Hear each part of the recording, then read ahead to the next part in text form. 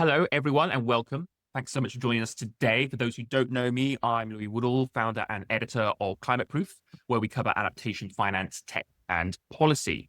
Today's session is Driving Competitive Advantage through Spatial Finance, and it's brought to you in partnership with Earth Finance, a global advisory firm and technology platform that help organizations design pragmatic and sustainable growth strategies. And in partnership with Climate Proof, Earth Finance recently authored a white paper on the topic of spatial finance, and I encourage all of you online to grab a copy. I'm going to put a link in the group chat now. Yeah, so you should see it there. This is the fruit of many hours of labor by myself and the Earth Finance team, so really appreciate you taking a look at it, sharing it around, and letting us know your thoughts. So what exactly is spatial finance and how can it drive a greater understanding of physical and transition risks and opportunities? That's what we're here to find out. And to help me unpack the topic, I'm joined by three people who live this work every day.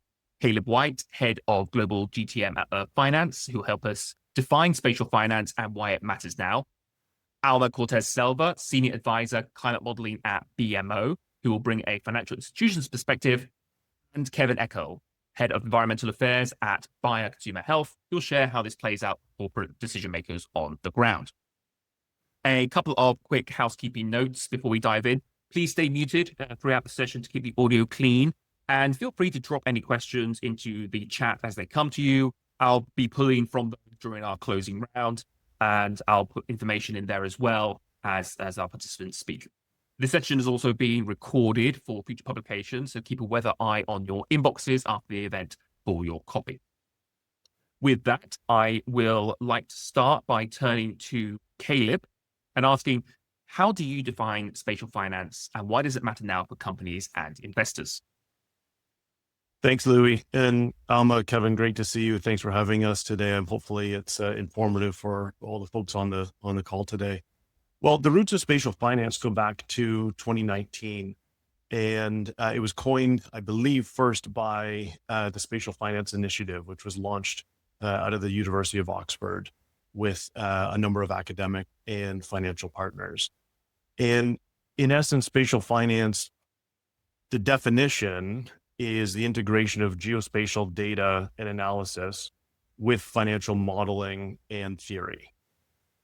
It's a very eloquent way to define it. When it boils down to it, we're talking about marrying the physical things that we know on planet Earth, like roads, buildings, assets, manufacturing facilities, agriculture, with the financial modeling and the value of said things, whether that value is direct or indirect. And so in essence, we're looking at what is changing and what are the impacts and dependencies on those physical things. And how does that affect the financials of an organization or a region or a country? Because we have different perspectives and different stakeholders, of course, when we look at location intelligence. And ultimately, it's trying to find where do we need to allocate capital? Where are things material enough that we should make changes to help inform, our financial decision making? And for most organizations and for most, regions or entities that we work with, it's really about ensuring resilience in the future and ensuring that they can grow in a resilient way. So that's kind of it in a nutshell.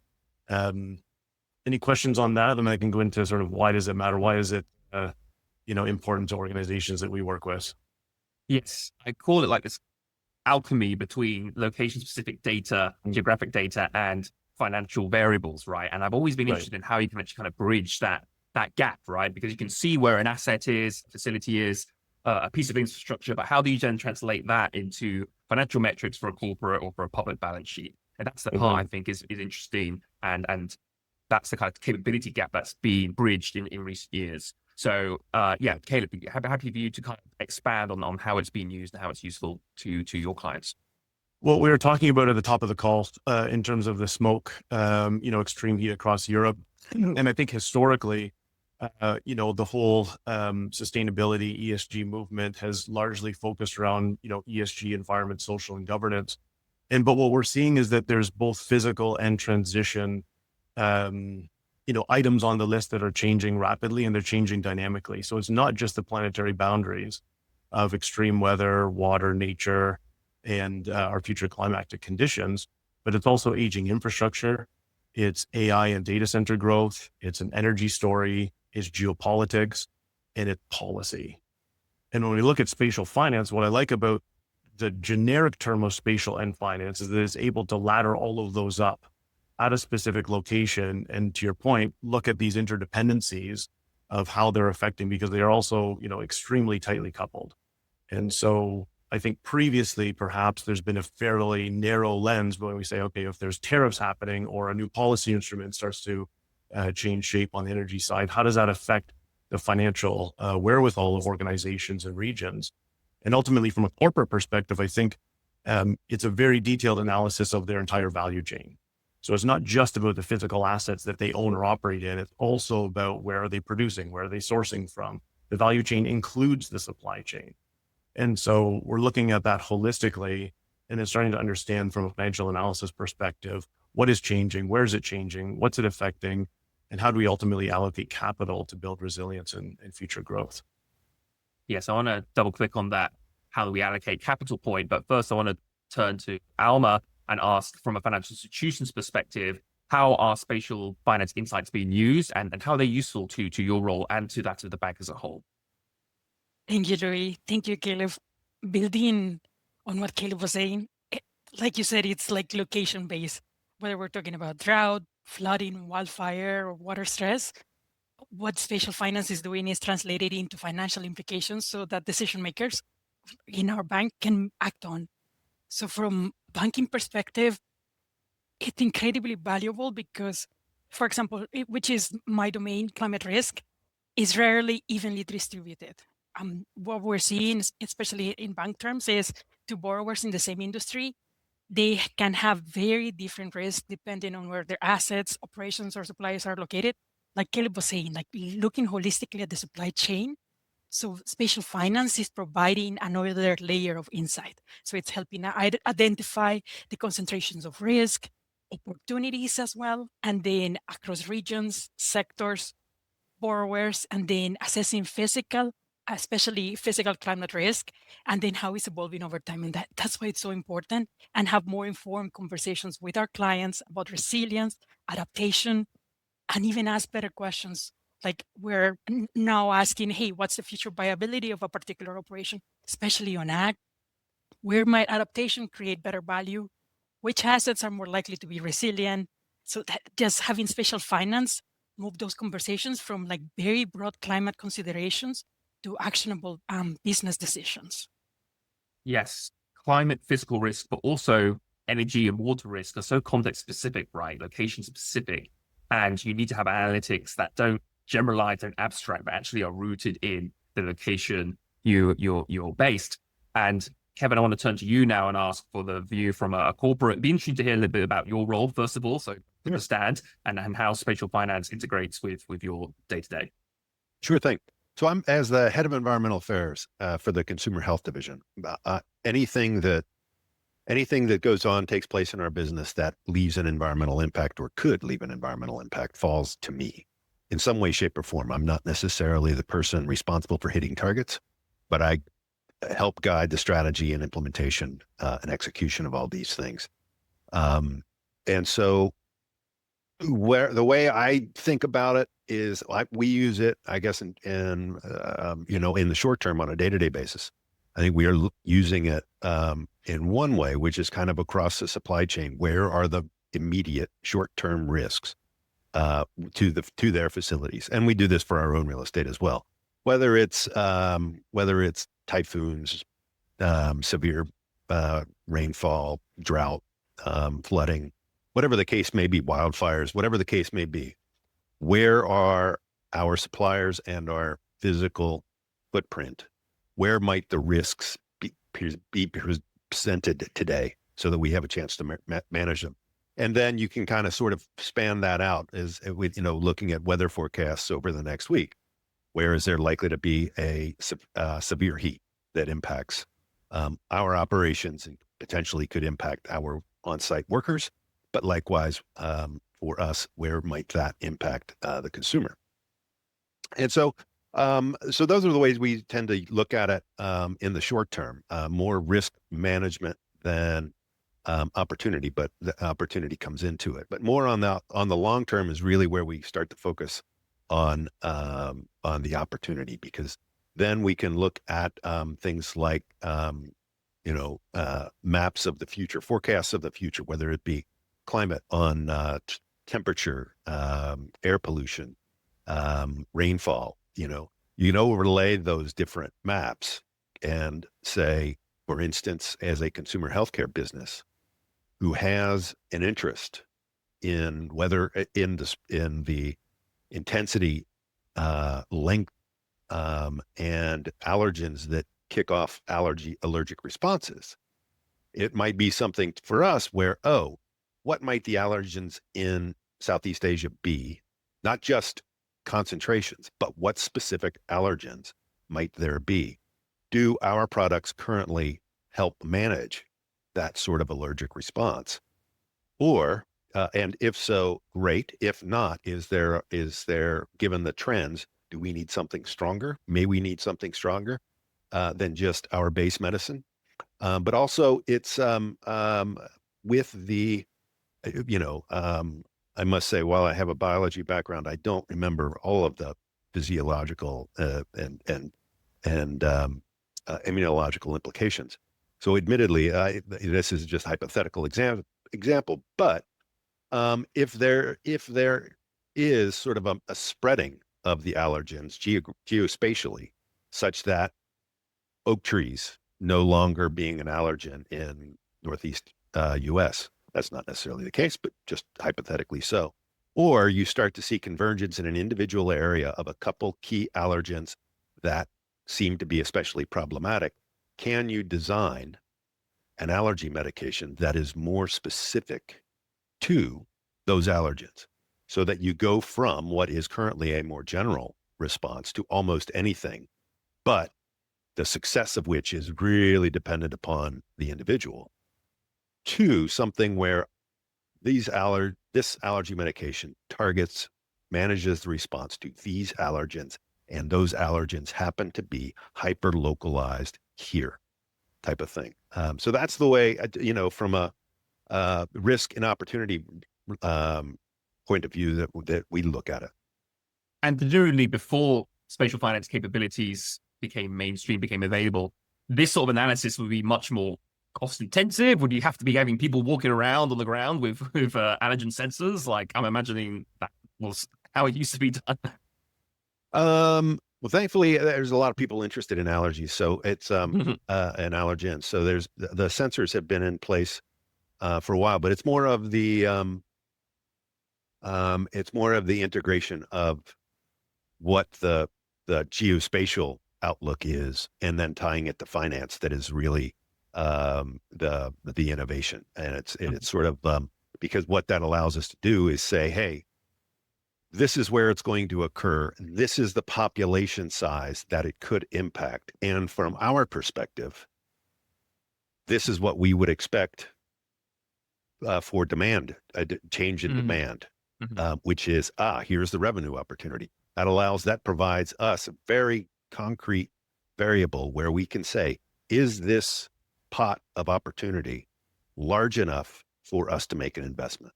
And if so, just how big of an investment do we want to make? So it's really the tying, enabling quantitatively the combination of the geospatial map and the geospatial information with our own internal financial measures that really sort of starts to unlock things. Thanks for elaborating on that. It sounds like spatial finance capabilities enable even large companies to be a bit more nimble, as you said, like be able to decide when an investment can be made profitably to address a new risk or a geospatially distributed risk that you hadn't thought about before. So that's very interesting. But you kind of touched on this, the topic about outputs, like what actually comes out of spatial finance. And I want to go back to Caleb and ask about inputs and outputs, right? Because when we talk about spatial finance, I think a lot of people think first of like satellite imagery, LiDAR data, and they can picture those large image files and how they can look on a dashboard or how they can look on a map. But how do you translate that data into this dollars and cents that companies want, right? And what data do you need from companies themselves or from other sources to really make that magic happen with spatial finance? Yeah, well, I think the first thing is that the use cases are far and wide, and there's thousands of them. And I think that there's no silver bullet for all use cases out there, in my opinion. But I think there's the same construct that has to happen. And if we work backwards from the use case, Kevin gave a really good example about allergens, and we've seen a number of use cases within that, health field. And one thing that comes to mind from a corporate perspective, and I'll kind of double click on what Kevin said, was the internal financial information of the corporate itself, or of the region, or said, entity that we're evaluating. A lot of that is internal knowledge, and it's sort of trade secrets and is protected. We can get some of it through, financial statements, not always public, but definitely P&L, definitely balance sheet, cash flow statements. We're speaking the language of finance here as an output for capital decisions or financial decision-making. And so we drill down into that. We start to look at, yes, asset locations, asset valuations. We look at inventories. We look at revenue. We look at suppliers, trade routes. What about downtime, uptime in certain factories or certain locations? All of that is sort of internal proprietary information that is largely not sourced from just open data. We need to start to get into the weeds and understand the complexities and the intricacies of the internal environment. And then once we have that, then we can marry what you said at the first side, the spatial side. So do we need, nature data? Do we need water stress data? Do we need energy data? Do we need data about supply chains or trade routes? Do we need policy information about different policy instruments and when they're going to be coming into effect?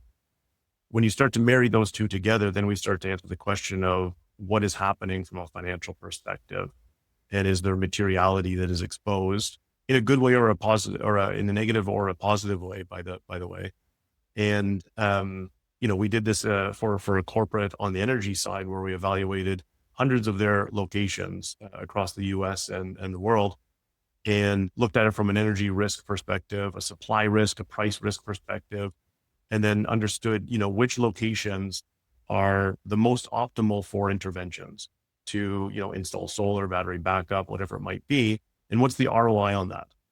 Not only from a financial perspective, but also from a carbon perspective. And then once we get to that, then we can start to embed that into a business case, and we can actually get capital deployed. And so we always start with the use case in mind, and then we work backwards into, okay, what geospatial data do we need? And there are thousands and thousands of data sets. There's been never a better time in history to use geospatial, but once you get into it, you realize it is unequivocally big data. It's really hard to understand, and there's thousands of them. So somebody needs to piece through what we need to use, and it can get really, really down the rabbit hole quickly. And so part of what our role is to kind of identify what is useful, what's material, to merge those two worlds together. Kevin, you seem to be giggling there. Is that because you understand when you said it can get very complex very quickly, that resonates with you? Well, it can. But I guess that another message that I would say is that, and this is where I'm thinking about later on in the discussion, but something you might consider as you're setting up this is like, exactly what are the questions that you want to answer, and not just saying, okay, jumping into some big data analytic program and starting to ask queries and things like that. But what are the questions that you really need an answer to that bring together spatial and finance? But I would also say, in response to Caleb, yes, it can get complicated, but part of the, I guess I would say, art of using this is how can you make it really, really simple? Because if I've done it in a way that is simple. I'm just not intelligent enough to use fine-grained spatial information. So I'm looking at it at a more macro scale. And so, categorizing different risk variables as like, how serious is it? What's the likelihood that it will actually strike a physical site? Combine that with, if a production site may go offline for whatever reason, what is the cost that we will incur on a day-to-day basis in lost sales? And so it can get incredibly complex really, really quickly. And it will present all sorts of rabbit holes that you can pursue and go down. But I think you don't necessarily have to get too complex. There are ways that you can simplify it. And if I've been able to present financial models to teams internally using spatial information, trust me, it is not complicated math. Yes, it sounds like there's like a cascade approach you could take from very, very simple, getting more and more complex, right? And you can get useful answers from spatial finance, but you need to craft the questions well to get these useful answers. Okay, we'll go more into operationalizing spatial finance in a minute, but I want to turn to Alma again and ask a little bit about, again, the financial institution context. My understanding is that historically banks have used good-looking assumptions, historical data to kind of model out risks to assets and clients. And we know because of climate change, which is changing kind of distribution of future risks, that we can't rely on backward data. So can I ask how you're using spatial finance insights to kind of soup up your modeling, your scenario analysis of how climate change will affect your clients and your business? Thank you. It's just funny the last comment from Kevin and how well it ties to the question, because we did an exercise, like Kelly would call it, with their team. And then, like Kevin was saying, we first needed to define that question to be able to find the right variables. So the example that we came up was on agriculture, and it was water stress and drought risk across regions in California, Arizona, and Colorado, because they were the most affected. That's why I was really laughing when you were talking, Kevin, because it was like, you had that exercise. That's how the exercise went. We're like, okay, let's define the question so that Caleb can provide like the right set of variables on the spatial side. So if we were relying just on the historical data, many of the regions, especially in the California, Arizona, and Colorado area, are incredibly productive, and they would look economically resilient. But because they're some of the most important areas of agricultural areas in North America. But when we brought in that spatial finance variables, looking at the water stress projections, looking at water stress, drought risk, looking at groundwater depletion, irrigation constraints, we discovered that risk varied dramatically across counties, even counties that were neighboring counties. So some counties with very large agricultural output were exposed. Other counties that you didn't expect that were smaller, with smaller production bases, faced even greater risk because of local water conditions. And that's like bringing in that present and then forward-looking variables really help. So for example, something that was really striking, we did a hypothetical exercise of reduction in 5% of irrigation water. And then we found that even for some of the smaller counties, the projected losses could reach like hundreds of millions of dollars, which we didn't expect. So that changed the conversation from just talking about agricultural in general terms. And then we could identify, hey, where are the most significant risk, like Caleb was saying, materiality, and then which commodities, which locations, adaptation measures, like Kevin said, like opportunities that could come from this. So that's the essence for me of spatial finance, that climate change doesn't affect every location the same, and it's not equally distributed. And that's why we need those special tools, like because we need to look everything geographically and bring it all together. So Alma, you can get this sort of granularity of insight about different counties like water risk, for example, and that's very useful from a kind of research data perspective. But I'm wondering, actually, has the kind of front office caught up with that? Can you actually operationalize these decisions? Can you do, is this leading to more selective, like lending opportunities, different products being launched? I'm just kind of wondering if you've got all this data, can actually be operationalized yet at the front line, because it's much more granular, much more specific than might have been used before. The short answer to that would be, yeah, it's leading to new products and to new opportunities.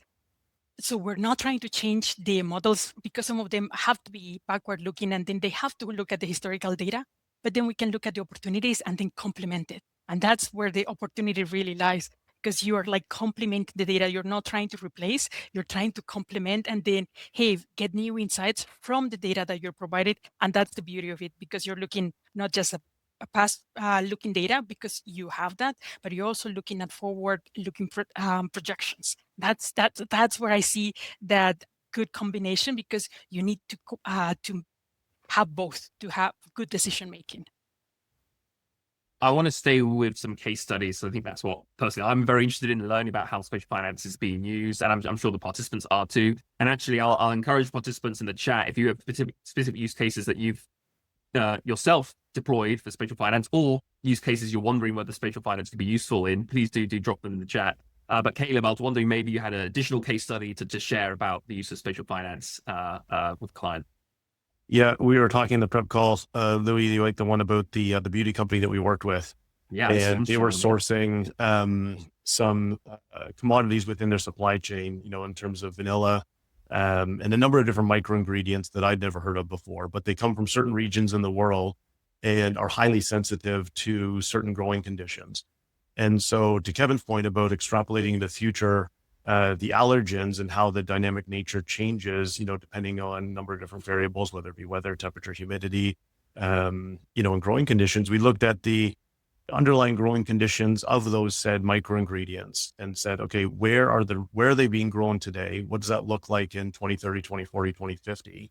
How does that affect yield? And then how do we convert that to a price metric?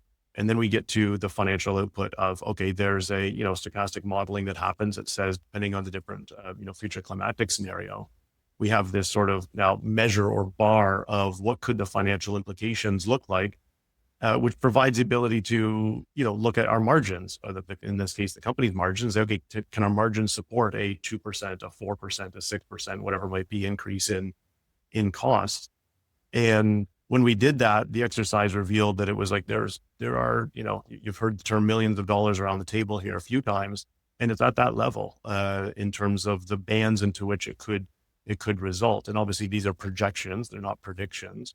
But to Kevin's point about the future planning area of this, in terms of strategic planning and where things may go in 10, 20, 30 years, we also have to have the other side of the coin, which is what's happening today, what's happening in the next 2 weeks, what's happening this growing cycle.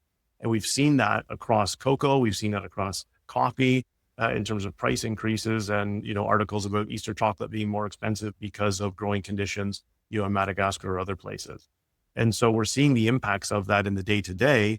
And so I think what organizations are trying to understand is, how do we accommodate that in our value chain today? What are the financial implications, and how do we make potentially interventions on that? And then what does this look like in 10 years? Do we need to reroute our supply chain? Can we even grow that commodity, in the future in that region? And should we be looking at our supply chain in more granularity?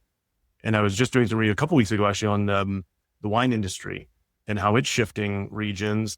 I also have a friend that's on the East Coast of Canada. I'm based in Ottawa, Canada myself. Very important industry.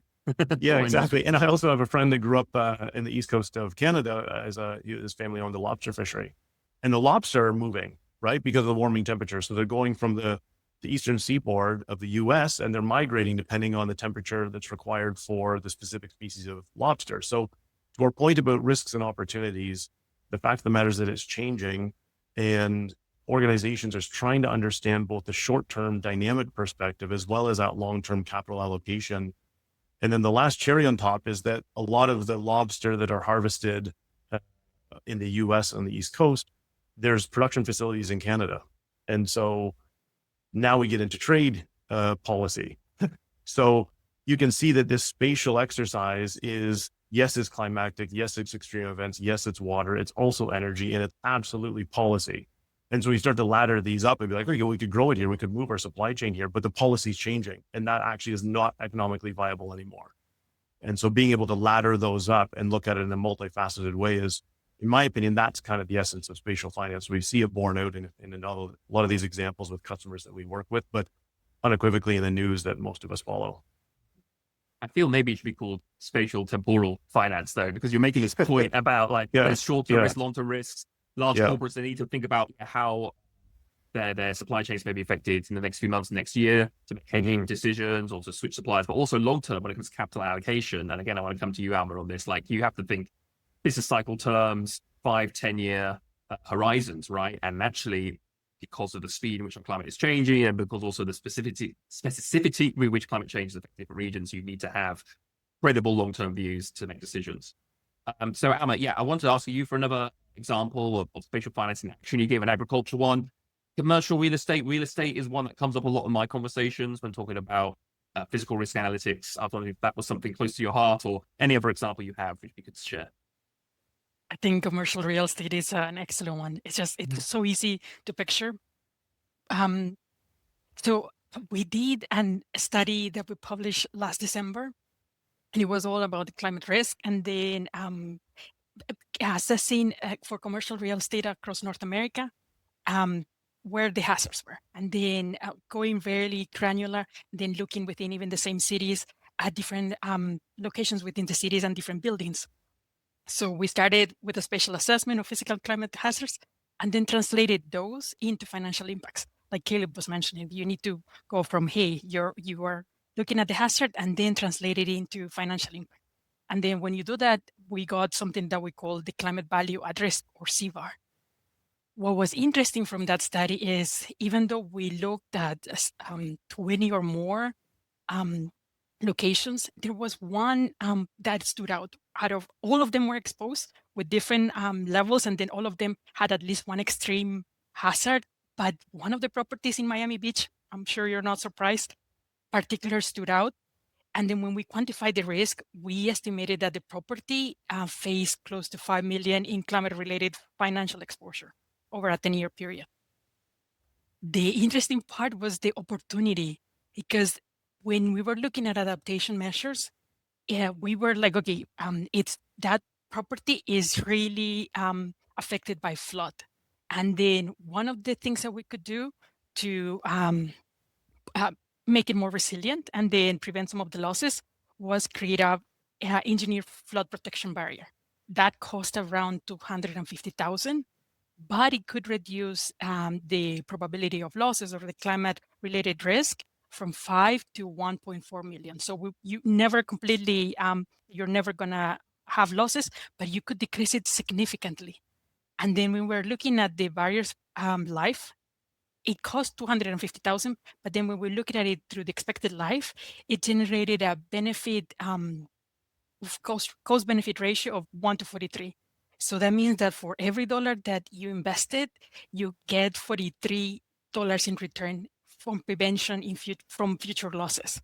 So that's a great example for me of why spatial finance is so valuable, because if we have the flood map alone, it tells you that there's a problem, which is important. Don't get me wrong. But translating that problem into a financial decision and then allowing investors, lenders, and owners to identify where capital can be better deployed, I think that's what's really powerful. That's, I think, what Kevin and then Caleb have been mentioning. And then on the examples, it's like that translation and then better looking not only at the risk, but looking at the opportunity. That's what's so important. Yes, what you're referencing there is sometimes called like adaptation ROI, right? What is the return on investment of investing in a measure that helps you become more resilient to fiscal risk, but also, I suppose, as Caleb was intimating earlier, like making more resilient to energy transitions, the policy shifts, etc. And there's been a lot of effort to try like generalize the quantification of adaptation ROI. And you may have seen studies by various think tanks and consultancies saying $1 invested in adaptation equals $10 in economic gains or $10 in financial reward. But really, I think what you touched on there, Alma, is that it is so specific again. Like what measure works for one context for one building may not make any sense for a building, even if it's like very near to that other building. You could generalize, but actually you won't get the sort of fine-grained analysis you need to make a good decision. And on that, Kevin, I want to turn to you again and ask a little bit about how spatial finance insights may have helped you with an internal discussion or with your colleagues about deciding to take one investment over another, because we know corporations are entities where arguments and debates are often fought and often won with data. So I'd be interested in an example to share with our audience. Yeah, I think it's more, I'd say probably a mixed result outcome, but it is something where, I go back to, it kind of goes back to the part of the allergen story that I shared before. It was, we were debating with our category team, to what degree should climate change be included in longer term forecasts? And they had an initial variable, projection that we thought was relatively small and not exactly correct. And so, I looked at and was not sort of reflecting how allergens and the risk of allergies would be different. Some places, as the future unfolds, it's going to be safer. Some places it's going to be much more risky. So yeah, we sort of developed a model using IPCC models to look at just what we described earlier: temperature expectations, out to 2040, rainfall expectations, and we sort of looked at one of the benefits of having one of the world's largest agricultural firms next door. So we looked at what are the typical growing seasons for some of your key crops. We have solutions for any number of different crops, and we have a role in growing all of them. And so it's just like, as you go around the world, what is the peak sort of growing season? And to what degree, might that correlate with allergy season? Likewise, we went to our allergen category team. It's like, how are you seeing allergy seasons play out? Is it getting concentrated, but more concentrated at any one given time, but the peaks are getting higher? Or is it something that is much more of the risks start earlier and they're plateauing earlier and they're staying more constant? They're staying constant for a longer period of time. So that was one of the questions that we were answering. But it was also a case of, based on the data that we were able to pull from ICC maps and the model that we were able to create, I think we demonstrated fairly, what I think was fairly convincingly of look, while you may be incorporating climate change to a degree in your future forecasts, the degree to which it's more likely to happen is at a much faster rate. And here are the places where it's going to be especially Don't change extreme. the assumptions. Correct. And so it became a different conversation, and it was pretty cool. Excellent. Yes, the idea of data helping to reframe a conversation, or make trade-offs a little bit clearer is one of the real values of spatial finance. We can keep going. I can keep going at least for 15 minutes or so. I think the audience members, I think if you have to drop, that's fine. But the rest of the panel, we can stay here until top of the hour. And I want to get into this topic now of operationalizing spatial finance, because again, talking about complexity, asking the questions, and Caleb, you went into all the different ways that energy, food, water risk will intersect. And I want to talk then about, so what does a company need if they, coming off the back of this webinar, thinking spatial finance sounds cool, I want to use that in my company. What are the actual steps to doing that? Who do you need? What data do you need? And what sort of institutional setup is valuable? Well, I think Kevin touched on a lot of it. It's very similar to what we see in terms of, this being a horizontal thing across the company, number one. Number two, we need to frame the right questions. To Kevin's point, is this a short-term, more dynamic now type conversation? Or is this a strategic capital allocation, conversation for, an asset that might be in place, or a decision that might be in place for 5, 10, 15, 20 years? And so, finding those champions that are able to add context, internal context to that question. That could be somebody from sustainable sourcing. It could be somebody from construction or real estate. It could be somebody from, operations or facilities. And I think ultimately the business case has to be boiled up. I heard a leader in a major bank globally at Trellis, and she was remarking that their CEO was saying we need to speak the language of climate, speak the language of finance. And I think that's one of the things within the organizations we work with is it does need to ladder up to a business case and some sort of financial decision making, because oftentimes this does land on the CFO's desk. And the CFO is trying to figure out, do I allocate capital here for this use case? Do I allocate capital here and here? And it could be the case that we, through spatial finance, identify a number of different ways that it could be, important to build resilience to ensure future growth. We could say, okay, do we want to install 70 million of solar and battery backup at these locations, or do we want to put in, leak detection or water reuse in these manufacturing facilities within the same company? And being able to allocate capital across those different decisions is what the CFO is looking to do. And so there needs to be a business case. It needs to be rooted in that. So I think the first step is looking at what questions are we trying to answer, and who would help inform those questions across the organization to start to build that business case. And obviously we can feed it with data, we can feed it with modeling, but it starts to happen at that level institutionally. And are you seeing spatial finance, your capabilities at Finance being deployed for like one-off projects? So you gave the example of this beauty company. And are we going to see a world where actually spatial finance is more integrated into day to day? I mean, again, I suppose it depends on cost and availability, and again, skilling up of the team. But it does sound to me like, in experience, like spatial finance companies, data is used for like specific problems, and then great, we've got the data, we'll move on. Is that going to be the sort of part of the course, or you think? I think it's one of these yes ands. So yes, it is that. And then there's also the follow-on. So Alma was talking about the property in Florida and doing that calculation, say what are the interventions that we could to make sure that we are increasing resilience and increasing future growth potential. And so you could also envision a scenario where there's a need to monitor that on an ongoing basis. So which projects did we install flood barriers? Which projects did we install solar and battery backup, so that the organization has a risk and opportunity profile across their entire portfolio? So a lot of times we're speaking with customers to say, how do I track this project and the multifaceted projects across their enterprise, across multiple domains, to have that portfolio view of how are we tracking overall in terms of our, are we a going concern? Have we captured resilience, and are we ensuring future growth? So it is a yes, and it's a, let's do some of these, one-time exercises, but oftentimes it's a dynamic thing. Not to mention, the points that Kevin was making about the 2-week forecast, the seasonal forecast. What are we doing this year? What are we doing this quarter? What are we doing this month? So I think it's a yes and. Excellent.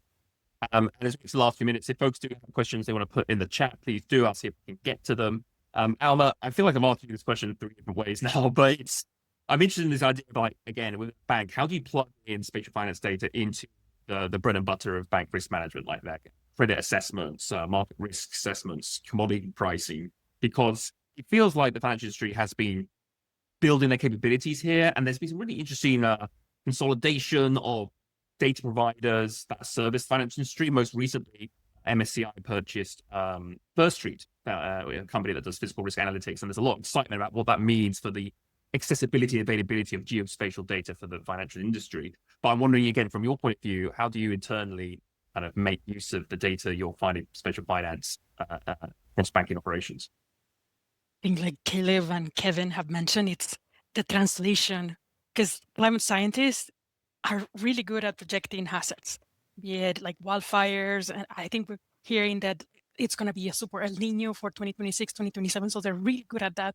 Financial institutions were really good at evaluating financial outcomes. The challenge has been in connecting the two. So I think, so for like a flood map doesn't tell much to a credit officer in our office. Neither does a projection showing like more drought. So if I go with that to them, they're going to be like, okay, thank you. How do I use it? So what's been really useful is understanding how those hazards might influence the revenue generation, the operating cost that both Kevin and Caleb have talked about, insurance availability, which is something that we haven't really touched upon, but it's something that's coming up more and more in the news, asset values, productivity, expected losses. So that's why trying to build financially relevant metrics is so important. The example of real estate, where we had like the C-bar metrics, helped us understand the value at risk. The example of agriculture helped us understand possible losses. So translating that information into financial outcomes makes it much easier to actually incorporate into decision making, especially for banks. So that's why I said I don't think we're really trying to replace models or like our modeling. It's more adding to it, like trying to make them more forward looking and trying to gain greater insights. Yes, I have seen in the financial industry an increase in hiring for physical risk professionals, catastrophe risk modelers, and trying to use that data to kind of like bolt into the front office team to actually do underwriting of loans and investment banking and so on. Kevin, yes, I'd be interested in your view on how spatial finance data could be most favorably instituted at a corporate. I'm coming to this theory, like, because of the advance of AI and the ability to kind of cook up your own user interface, your own dashboards very easily, what matters less is like how the data is presented, kind of the quality and relevance of that data. And I'd be interested in your views there.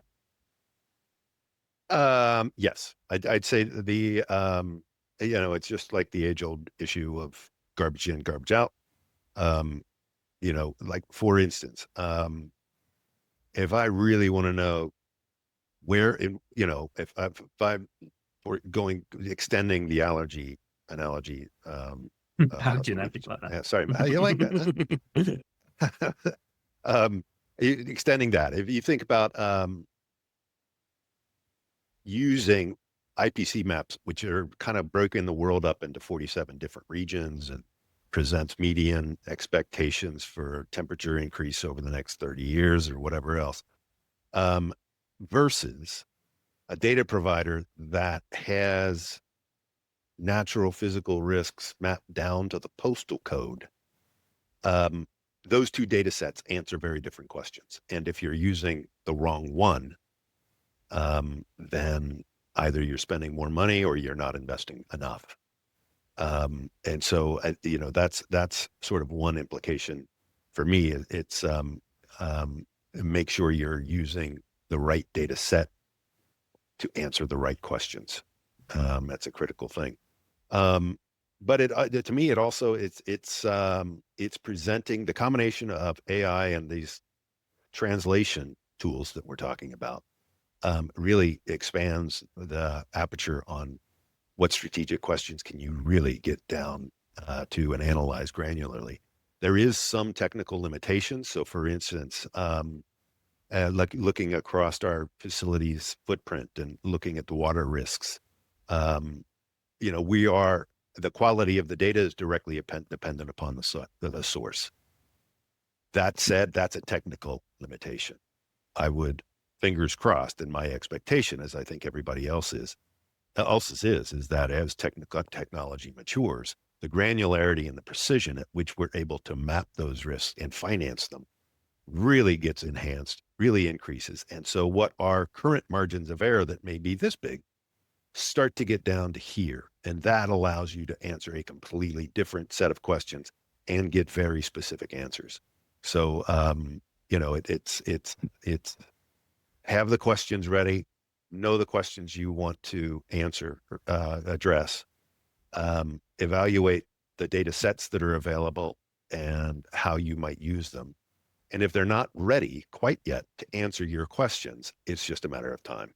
Know what those questions are and figure out how much you can do today, but keep the questions on the table internally, so that as technology matures, you can answer them with the speed of technology. Yes, and the data and the capabilities are maturing at a faster clip. Yeah.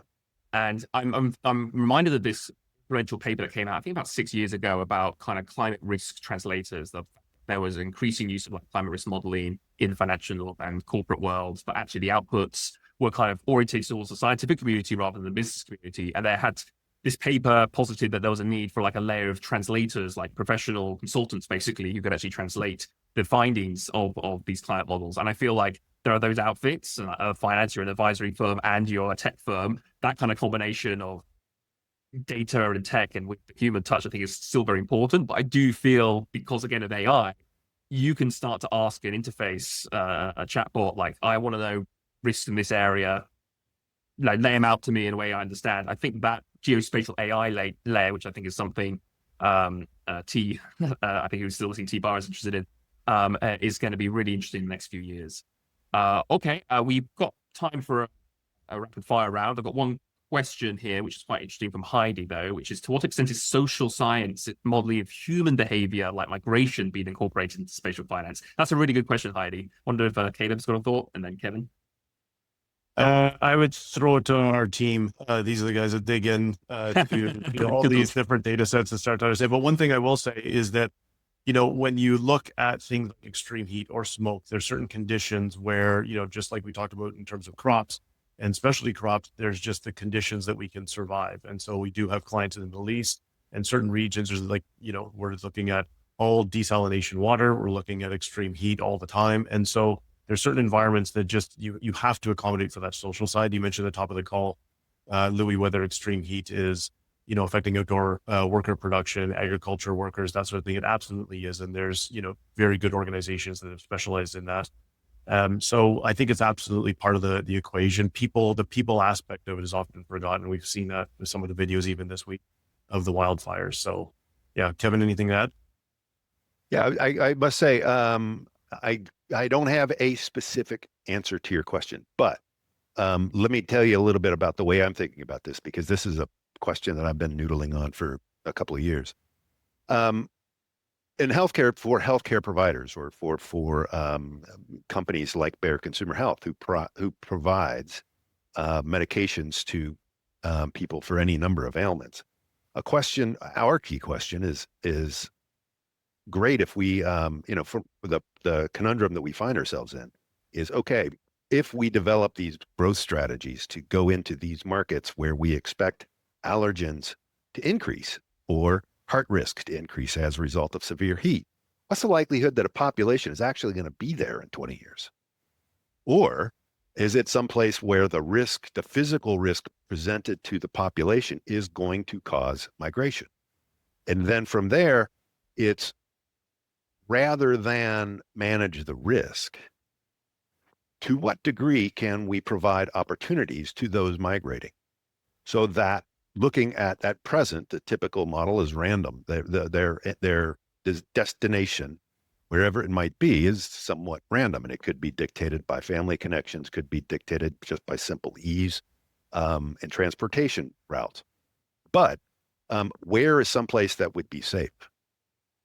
So if you look at the inverse of natural hazards, where is someplace that's safe? Because if climate migrants are going to be on the move, then we've got an idea of, hey, if you move here, or if we direct your movement in this direction, we can build the physical infrastructure to house you and to feed you and to take care of you, your health and your health care when you arrive. That's not necessarily, obviously, not a short-term answer, but it's a way that, to me, in my mind, it's a way that you can look at it, and it presents the fun sort of ethical questions for businesses in this place of, hey, should we take a more active hand in providing options and directing people in a certain direction, rather than just allowing them to disperse what seems to me to be relatively randomly? Thank you. Excellent example there, Kevin. Alma, you have your hand up. Did you have something to add here? It's a super interesting question, because we're actually taking that into account. And we had a survey where we asked the question whether people were taking climate considerations in deciding where to buy. And I forget, I think it was like 30 to 40% had actually decided not to go with a property because of climate considerations. So like, we forget that people are actually taking into account. And I've seen more and more surveys actually doing it for real estate and then for other contexts, where people are actually saying, I may not want to live in this region or in this specific house because it has a really high risk of flooding, especially that's one that comes up. And then then I'm not gonna be able to have insurance. So people are thinking about that, and we should, as either corporates or banking industry or whatever we are, take that into account, because people are taking into account. Yes, changing financial behavior is a very interesting and very important variable. Okay, we're coming to the top of the hour. Sorry, can't get to all your questions, but please do read the white paper. I put it again in the chat, so you can learn more about spatial finance there. To finish, I just want to ask each panelist very quickly, what is one misconception of spatial finance you think people should drop, or what one thing can they do in the next 12 months to operationalize spatial finance in their organization? So dealer's choice there. Caleb, do you want to go first? Well, I feel like I'll sound like a broken record, but I'd love to just propose that it's not only a 2050 and a climate thing. It is a now and today thing. And it's also energy. It's also water. It's also people. And it's also, the planetary boundaries that we're facing. So I would encourage people to kind of look at it multifaceted and start to kind of learn things through their own research. Very good. Broaden that horizon. Alma? I think what I hear a lot is it's all about maps. Maps are great, don't get me wrong, but it's a good starting point. So the real value, like Caleb has said, is connecting the dots, connecting location-based information from climate to financial outcomes and business decisions. So the goal is not to create better maps. I love maps. It's to make better financial decisions with it. And Kevin, I'll give you the last word. Great, but what question might I answer? You sort of cut out there for a minute. It's up to you whether what's spatial finance misconception you wish people would drop, or how would you operationalize spatial finance in the next 12 months? What's the first step you would take as a company? Well, as I mentioned before, I think our first step is just simply, what are the different use cases that we really want to model, and an evaluation of how granular of a data set do we need to answer that question, because that allows us to allocate time and energy and finances accordingly. So I think that's the first step. What are the questions? Okay. Think very carefully about what questions do you have to answer. And then the one misconception might be that it's that you really have to be good at spatial modeling and data analytics in order to pull useful information out of this. That is true. You can. The more specialized you are, the better you are at using it, the more insight you can gain from it. But you could still use a lot of insights by applying logic, rational thinking, and getting a lot of smart people, even a few smart people around the table at one time to figure out exactly what you need and how you're going to build it. Well, we've got a lot of smart people listening to this webinar, so hopefully they'll take what they've learned today and operationalize it in their own work, in their own lives. For now, thank you all for listening in. Thank you to Caleb, Alma, and Kevin for being participants. Do get in touch with me at louis@climateproof.news. You can also get in touch with Earth Finance. I'll send over a link after this with ways you can get in touch with Earth Finance. And there will be, of course, a recording of this webinar that you can refer to in the future. So look out for that too. For now, thank you all very much. Everybody, wherever you are, have a great morning, afternoon, evening, and hopefully we'll see you again soon.